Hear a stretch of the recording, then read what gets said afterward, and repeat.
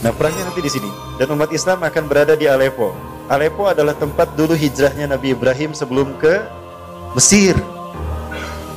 Ya, dari Aleppo Nabi Ibrahim ke Palestina. Ini Lebanon, ke Palestina di bawah sini. Nah, dari Palestina baru ke Mesir nyebrang.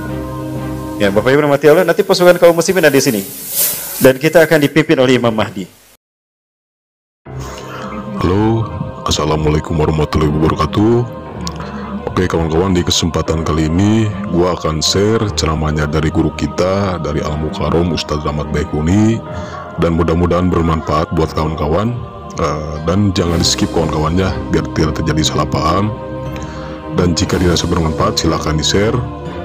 Terus jangan lupa buat selalu klik subscribe, like, dan loncengnya dinyalain kawan-kawan. Selamat menyaksikan. Terkait dengan kemunculan pasukan pembawa panji hitam dari Khurasan. Ya, tidak akan ada yang pernah mengalahkan mereka sampai panji hitam ini mereka kibarkan di Baitul Maqdis atau di Masjidil Aqsa. Nah, ini Khurasan. Sebetulnya Khurasan secara teritorial itu masuk ke wilayah Afghanistan, namun Iran mengklaim Khurasan masuk ke dalam mereka. Padahal yang dimaksudkan dengan Khurasan oleh Rasulullah adalah wilayah Islam, dan justru yang Rasul sebut dari Iran adalah Isfahan, tempat munculnya Dajjal dengan 70.000 pasukannya. Imam Mahdi Syiah itu akan diikuti oleh 70.000 pasukannya dan berasal dari Isfahan, Iran. Berarti Yahudi dengan Iran ini sama saja Bapak Ibu. Ini buktinya pasukan Yahudi mereka muncul dari Isfahan, Iran. Dan ini wilayah di mana perang itu akan terjadi.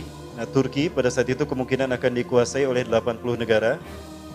80 panji artinya 80 negara. Ya. Berarti 960 tentara Eropa, Romawi akan menguasai Turki. Nah, kita tidak tahu apakah Erdogan selamat. Sekarang ini Erdogan mengalami tekanan kuat di Istanbul dan Ankara. Putra kami selalu memberitakan situasi yang terjadi di sana. Ya. Kemarin juga terteleponan memberitahukan bagaimana kondisi hubungan Turki dengan Suriah. Tidak semua rakyat Turki yang pro kepada Erdogan. Mereka ada yang tidak pro kepada Erdogan dan itu membenci orang-orang Suriah. Bahkan juga membenci orang Indonesia yang ada di sana. Kalau orang Indonesia dapat beasiswa mudah, kenapa mereka susah? Itu yang membuat mereka cemburu, Bapak Ibu. Nah, perangnya nanti di sini. Dan umat Islam akan berada di Aleppo. Aleppo adalah tempat dulu hijrahnya Nabi Ibrahim sebelum ke Mesir. Ya, dari Aleppo Nabi Ibrahim ke Palestina. Ini Lebanon, ke Palestina di bawah sini. Nah, dari Palestina baru ke Mesir nyebrang.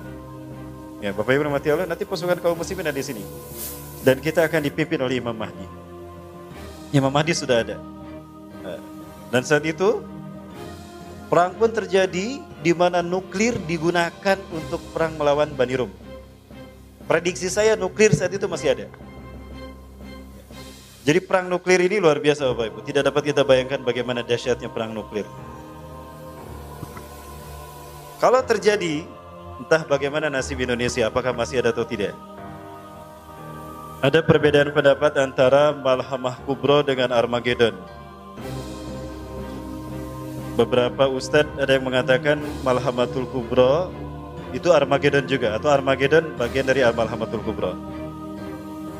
Saya memandang ada perbedaan antara Armageddon dengan Malhamatul Kubro.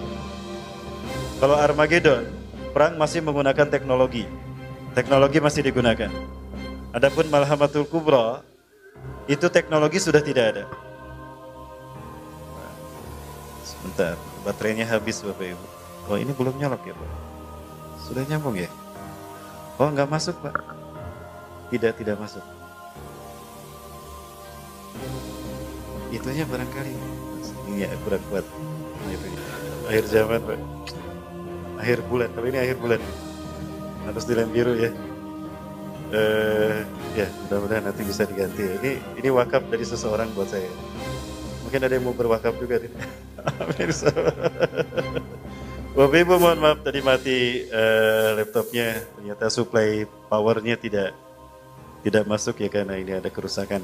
Nah, Bapak Ibu rahmati Allah, perbedaannya menurut saya Armageddon, Rasulullah tidak pernah menyebutkan Armageddon.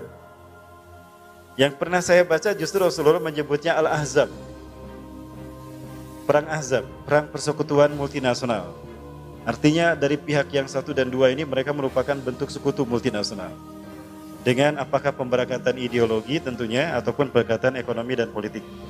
Ya, nah, Bapak Ibu rahmati Allah, jadi beberapa perang tadi, ketika perang melawan Bani Rum atau perang melawan Bani Rum, saat itu Konstantinopel dikuasai oleh Romawi. Artinya Turki ada dalam kekuasaan Romawi, dikuasai oleh mereka. Nah, kemudian pertanyaan saya adalah apakah Erdogan termasuk yang gugur pada saat itu atau dia bergabung dengan Hamas karena sudah berkomitmen pada Hamas. Saya mendapatkan data beberapa di mana Erdogan siap untuk membantu Hamas membebaskan Palestina, Suriah, dan umat Islam yang tertindas seluruh dunia. Masuk ketika Rohingya Myanmar bergejolak, Erdogan datang ke Myanmar.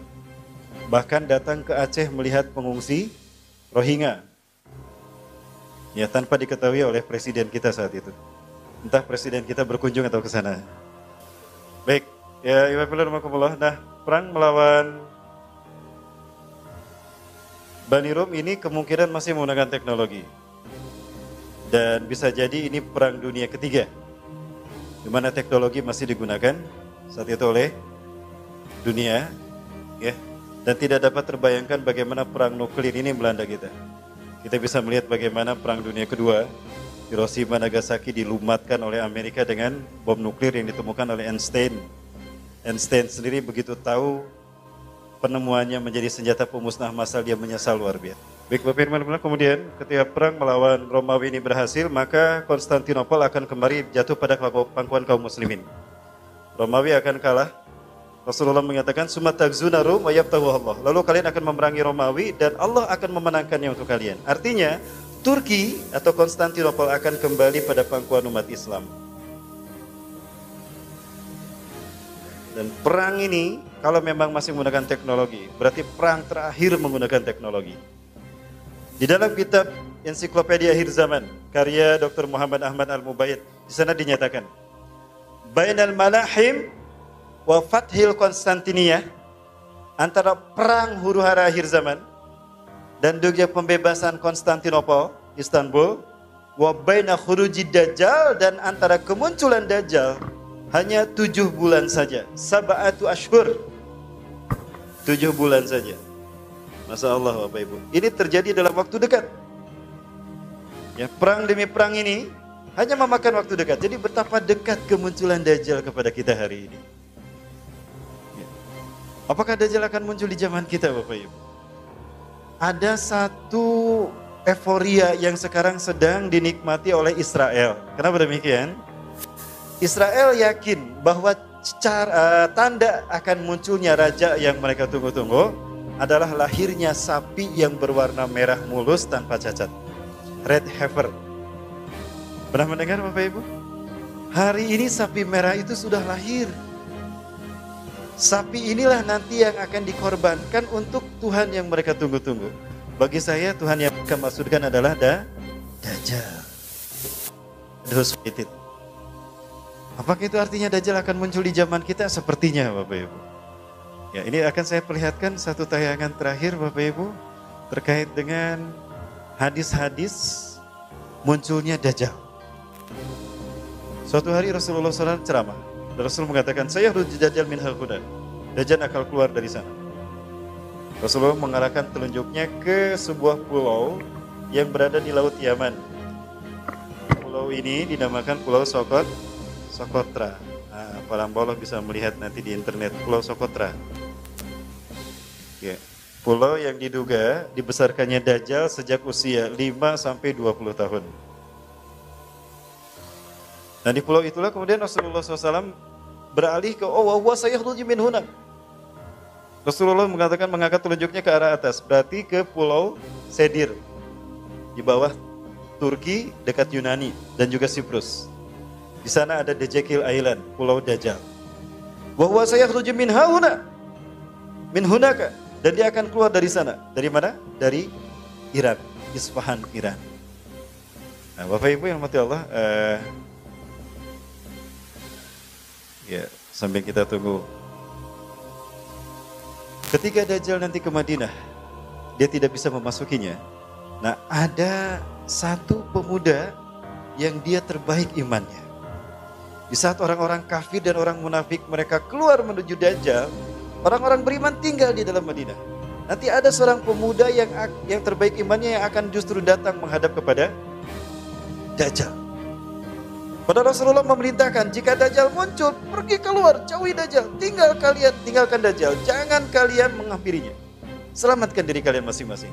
Karena siapapun yang menghadapi Dajjal lalu terkena oleh kaki tangannya, oleh cengkramannya, dia tidak akan pernah keluar bersamanya. Nanti akan masuk ke dalam neraka bersamanya. Na'udzubillah. Nah, justru saat itu keluar seorang pemuda. Syab khairun nasi imanu. Sebaik-baik manusia imannya saat itu. Dia datang menghampiri Dajjal dan berkata, Dajjal bertanya kepadanya, ya gulam, hal tak takidiani rabbuk. Hai pemuda, kamu yakin aku Tuhanmu? Pemuda yang beriman ini mengatakan, bal a'taqid li annaka Dajjal kama qala Nabi sallallahu alaihi wasallam fi hadisi. Bahkan yang saya tahu engkau adalah Dajjal sebagaimana Rasulullah menyampaikannya dalam hadisnya. Dajjal marah saat itu pada pemuda ini. Tangkap dia, pegang dia, digergaji Bapak Ibu di belah dua.